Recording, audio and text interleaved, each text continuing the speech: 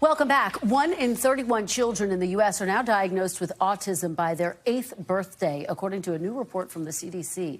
In that report, scientists point to increased awareness and improved detection as factors for the rise in autism diagnoses. But in a speech this morning, HHS Secretary Robert F. Kennedy Jr. contradicted those findings. Listen. One of the things that I think that we need to move away from today is this ideology that the autism diagnosis, that the autism prevalence increases, the relentless increases, are simply artifacts of better diagnoses, better recognition, or changing diagnostic criteria.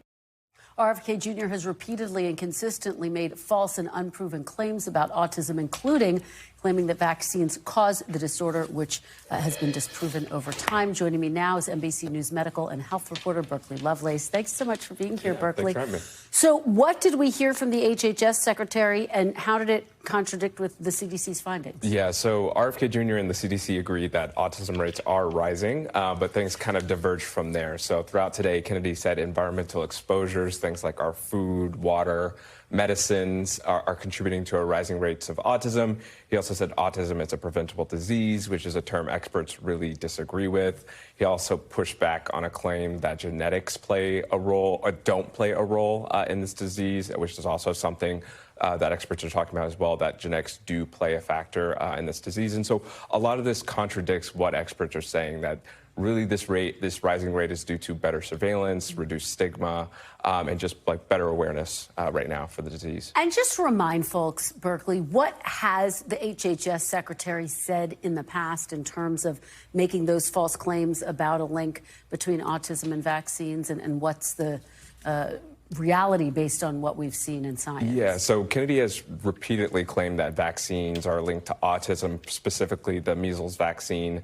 And so decades of research from across multiple continents have also discovered that this has been debunked. There's no link.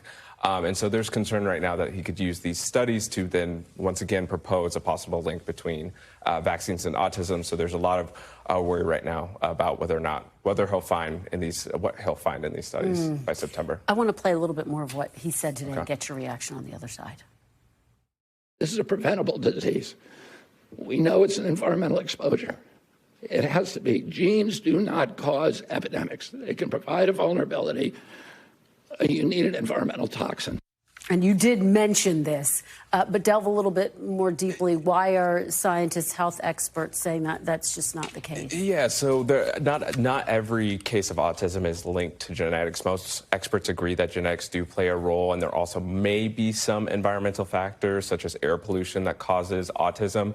But the indication that all of this is caused by environmental exposures is what they're pushing back on right now, which is what Kennedy has been kind of claiming. And we're getting these really staggering numbers as it relates to the measles, of course, an illness that had been eradicated. More than 700 cases estimated.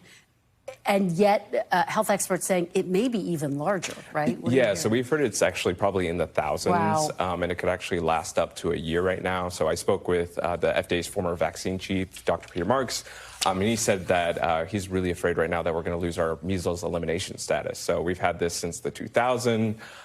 And basically, from a public health standpoint, it's really embarrassing because we've had this vaccine that's able to prevent this disease. And so there's concerns about that. Since then, RFK Jr. has endorsed the vaccine, but he's also been pushing some unproven treatments as well, such as vitamin A for measles. And so there's some concerns right now whether that could hurt the outbreak. The numbers are just unbelievable. Berkeley Lovelace, thank you so much for being here. We really appreciate it.